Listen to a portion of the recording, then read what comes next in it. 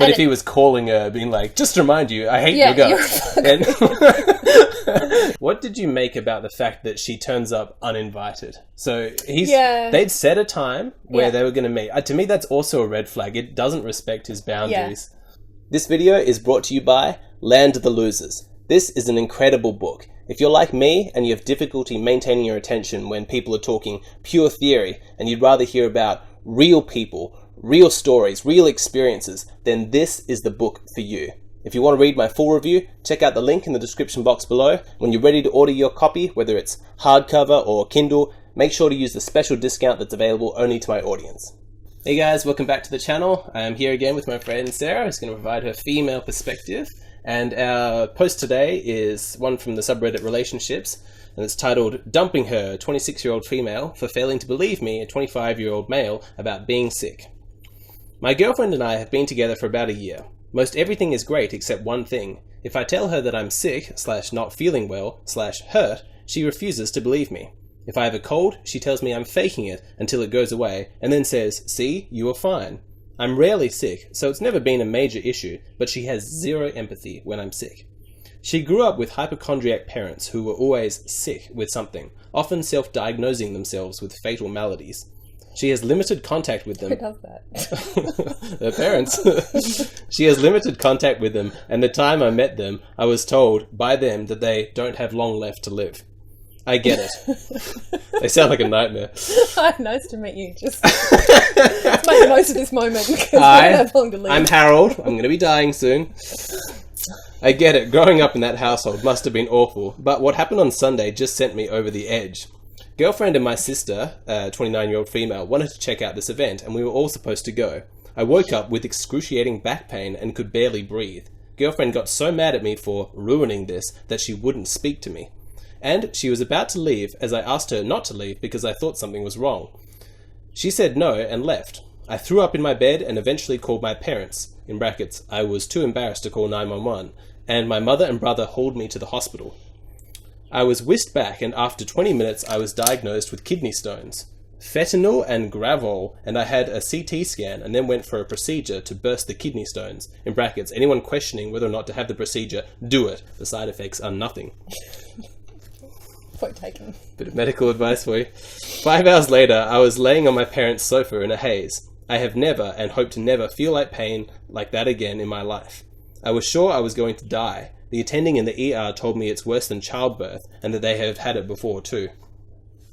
Childbirth as well as kidney stones? No, but I mean, have they done both? Is this men claiming? Anyway. I didn't text my girlfriend throughout because I really didn't have the strength or foresight. I was drugged up and uncomfortable. My sister found out I had been in the emergency room, and soon after my girlfriend called me.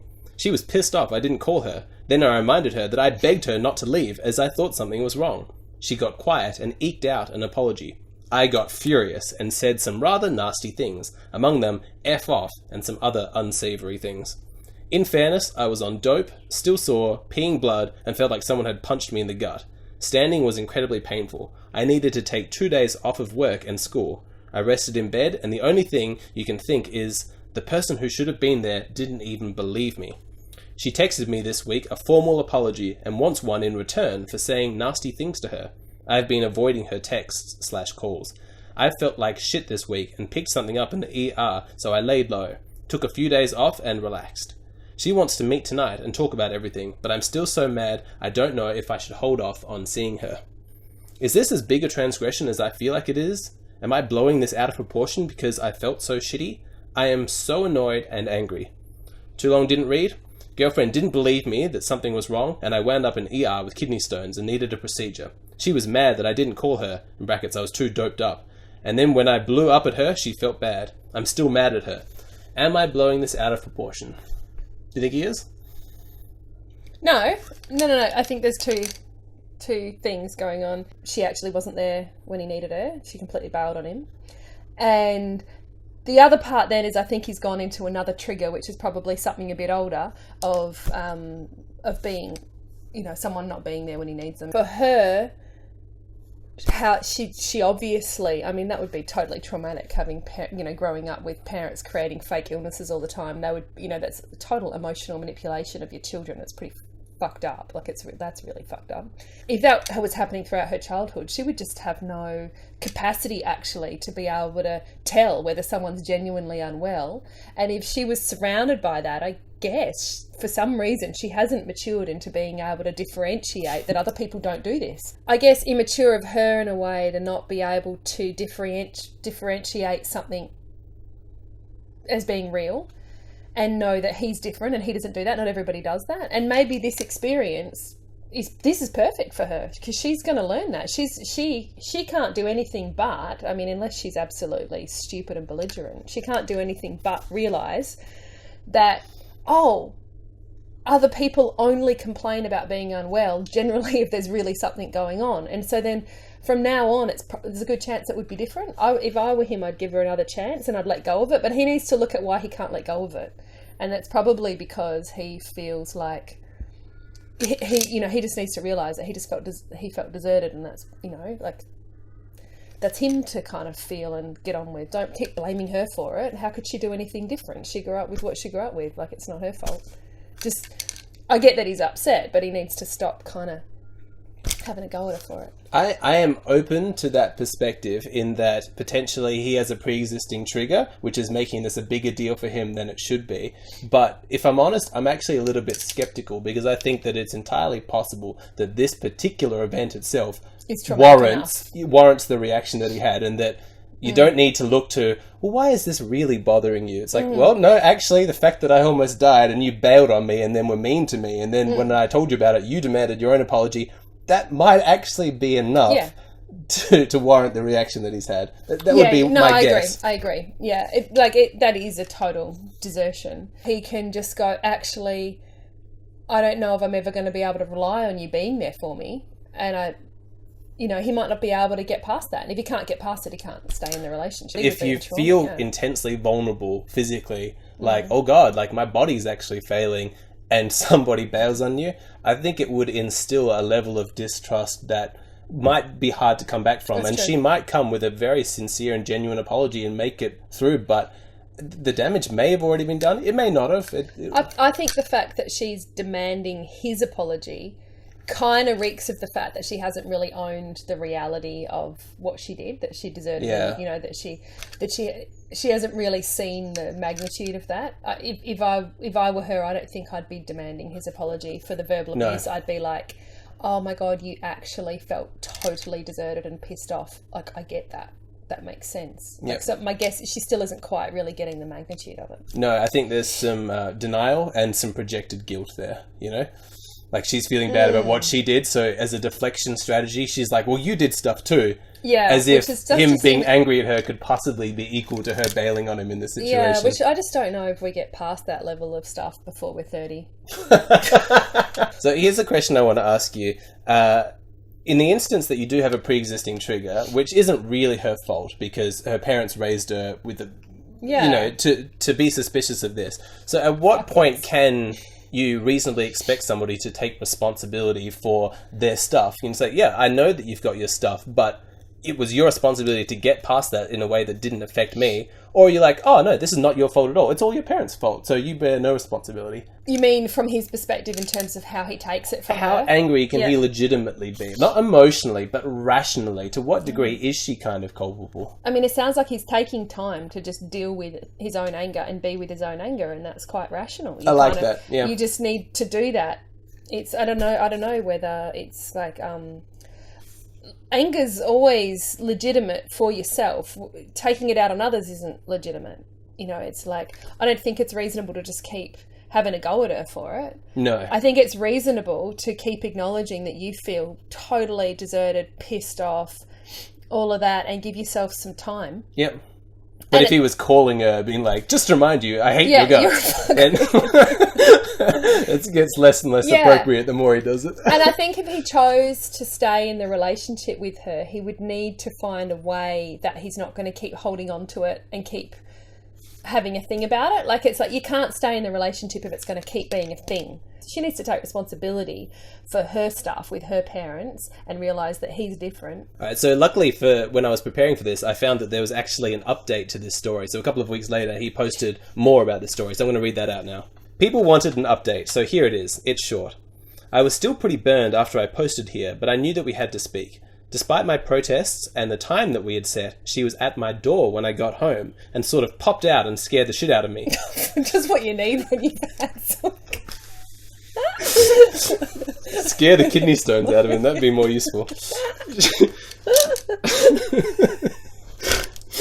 imagining this totally depleted guy who's like just physically... Yeah, zombie. I'm sorry! He pisses blood on the spot. Terrible.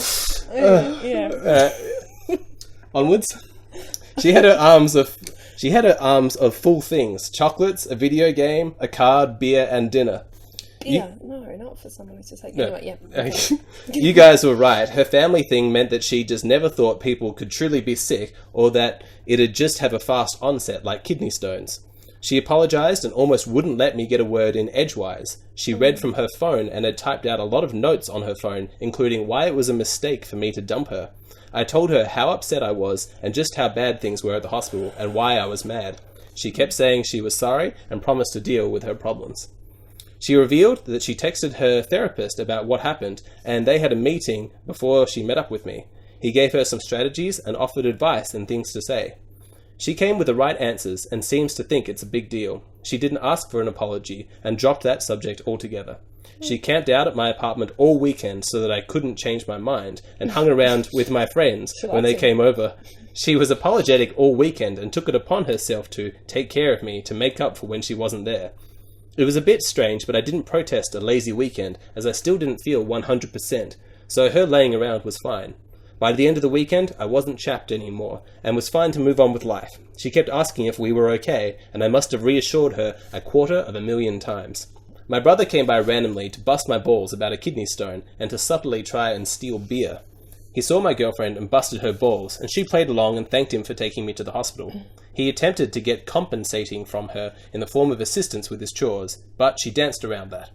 She was worried my family hates her, but I didn't really give them a full rundown, so they didn't really know how peeved I was. Things seem okay for now. I'm going to be watchful and make sure the behaviour doesn't crop up anymore, but everything seems okay. Thanks for all your advice. Too Long didn't read. She apologised unreservedly and didn't ask for one in return. She brought gifts and we talked it out. Then she wouldn't leave all weekend to make sure I wouldn't change my mind. Everything seems okay. But does it? What do you think? Does everything seem okay? His language implies that he doesn't trust it.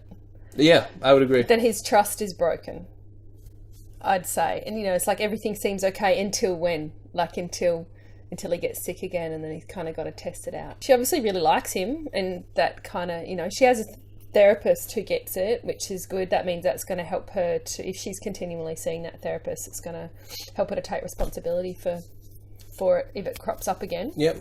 But, here's my suspicion. Is she moved by genuine compassion for this guy? Like, wow, this really was terrible. Or is she just selfishly scared that she's going to lose a great guy, and so she's doing what she thinks? Her behaviour, she wouldn't leave the house. She keeps asking him for reassurance. I feel like the more respectful thing to do would have been to turn up with the gift, the apology, and say, I understand if you need some distance from me, but I wanted to let you know that I am ready to take responsibility. Here's my apology. When you're ready to contact me on your own timeline, I'll be waiting. I'm sorry. Yeah, that would be the mature thing, but she's, 25? When he said she read from her phone and she wouldn't let me get a word in edgewise, that says to me that it's difficult for her to be in touch with her actual genuine compassion, and she's still not really hearing him. She didn't come over and go, so tell me face to face how that whole thing really was for you, and then listen and go, oh my God, I'm so sorry. That's to just read from the phone and insist that you listen kind of thing, and then impose yourself on the person is she's still quite disconnected from her actual feelings in the situation, or her actual compassion, her actual apology. Kind of has this whole peripheral apology, like with the gifts and all that stuff. She's kind of like covering all of her bases, I'll apologise, I'll give him gifts, I'll stick around, I'll take care of him. One of these has got to work. It doesn't feel like great foundation for a good relationship. No, and we don't know enough about the rest of their relationship. So potentially, if they're able to just sort of smooth this one over, they might have further conversations in the future where he can say, well, actually, what I would have preferred in your apology was more like this, and then she could take action from there. So it's not necessarily doomed. We don't really have enough information, but as it stands at the moment, I don't really particularly like her behaviour in either situation. They both scream like red flags to me. Yeah, if he was my son, I'd be saying that whole way that she came about the apology and thing, I'd just be like, I wouldn't be putting your heart there. It could just be that she's just, all those words were hers, but she just actually doesn't know how to say them face to face whilst looking someone in the eye and really bring her heart present. She doesn't know how to do that yet. Yeah, no, that is a difficult skill. If you're speaking from a place of intense vulnerability and you're in the wrong, and you're dealing with shame and basic social anxiety, it can be difficult to find the right words. You know, that's why some people... as this whole thing she was brought up with this kind of fear around, like, are my parents actually dying or are they faking it again? You know, she'd be angry as hell at them every time they got sick. So that'd be the first thing that comes up when someone says they're sick, was you'd just be angry. You'd be like, how dare you try and emotionally manipulate me when last time you weren't dying? You know, you'd just be... she would have had to develop a total insensitivity. I tell you what, if she said to her boyfriend, I now realize where my issues are and I'm going to go and spend a weekend with my parents and yell at them... As a boyfriend, I would feel a lot safer. Like, right, I'm not going to have to deal with your misplaced anger left over from your childhood triggers. That's all I'm copying. You know, you're actually going to take your emotions and go back to the source. That is an emotionally responsible thing to do. Yeah, it's interesting that both her parents kind of unite in this. Like, we are both dying soon. Like, it's like a whole world. If she'd had one parent who could sort of be on her side, like, Mum's just a bit like that, or Dad's a bit crazy, that would have helped. To have both of them like, no, like, check with your mother, I'm dying. And Mum's like, we both are. From the same disease. What a disaster. Yeah. What did you make about the fact that she turns up uninvited? So they'd set a time where they were going to meet. To me, that's also a red flag. It doesn't respect his boundaries. Yeah, the whole thing kind of has, like you said, the feeling that she's not actually in the moment considering and thinking about him. She's just thinking about how to keep the guy, how to not go through her own loss in a way. I want to thank you guys so much for watching. I hope you enjoyed. Please leave a comment below letting us know what you thought about this pretty intense situation and what advice you'd give the guy. Any and all thoughts, we'd love to hear from you. Make sure you hit that like button. If you haven't already done so, make sure you subscribe to the channel. And if you want to support my work, you like these videos, you want access to some extras, check out my Patreon page. There's a link in the description box below. It's where I engage with the community. I post every single day, so yeah, check it out. Thanks so much for watching. Thanks for being here, Sarah. Pleasure. And we'll see you again next time. Cool. Well done. You're good at this.